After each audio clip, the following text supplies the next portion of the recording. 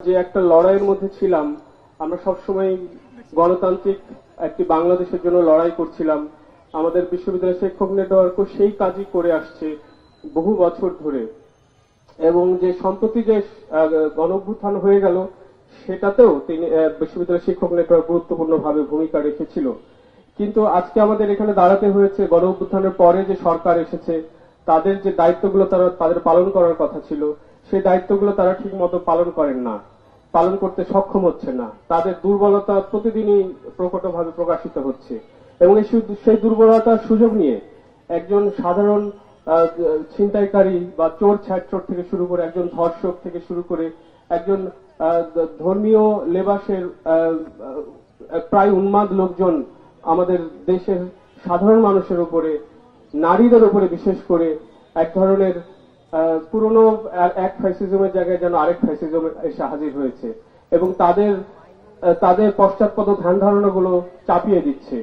আমি মনে করি যে গত ফ্যাসিজমের কালে এইসব ধর্মীয় জনগোষ্ঠী নানান ধরনের নিপীড়নের শিকার ছিলেন, সে নানান অর্থে, এবং তাদের ব্যাপারে সাধারণ মানুষের যে একটা সমবেদনা, একটা আলাদা করে অনুভূতি তৈরি হয়েছিল, সেই অনুভূতির মর্যাদা তারা রাখতে পারছেন না। তারা নিজেরাই ফ্যাসিস্ট হয়ে উঠছেন, তারা নিজেরাই নিপীড়কের ভূমিকায় নেমেছেন এবং এটা কোনো গণতান্ত্রিক প্রক্রিয়ায় নয়, সাংবিধানিক প্রক্রিয়ায় নয়, গায়ের জোরে। এবং যেহেতু একটি দুর্বল ইন্টারিম গভর্নমেন্ট, সেই দুর্বল ইন্টারিম গভর্নমেন্টের সময়ে যে যার মতো করে যার যার শক্তি প্রদর্শন করছেন, নিজের শক্তিটা পরখ করে নিতে চাচ্ছেন যে জনগণ এটাকে কিভাবে দেখে।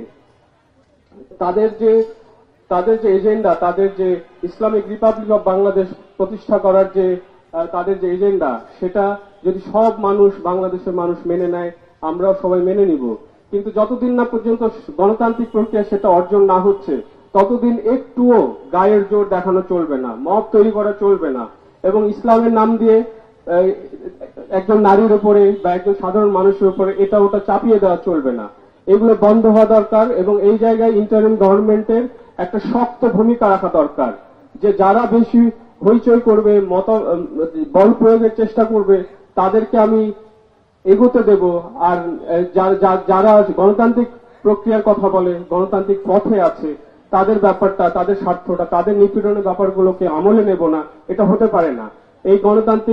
এই অগণতান্ত্রিক পদ্ধতির জন্য, এই অগণতান্ত্রিক সমাজের জন্য বাংলাদেশের মানুষ কদিন আগেই রক্ত দেয়নি, সেই কথাটা আমি স্মরণ করিয়ে দিতে চাই। এবং আগামী 8ই মার্চ যেন এবং আগামী সারা বছর যেন আমরা নারীদের অগ্রযাত্রার খবরই যেন শুনতে পাই। প্রতিটি নারী যেন ঘরে, বাইরে, সমাজে, শিক্ষাঙ্গনে, কর্মক্ষেত্রে নিরাপদ থাকতে পারে, সেই পরিবেশ তৈরি করার দায়িত্ব যেন সবাই নেয়। ইন্টারিম গভর্নমেন্ট থেকে শুরু করে আমাদের সমাজের সব মানুষ, সব শক্তি, সব সংগঠন যেন সেটার জন্য কাজ করে, এটুকু আহ্বান জানিয়ে আমি শেষ করছি।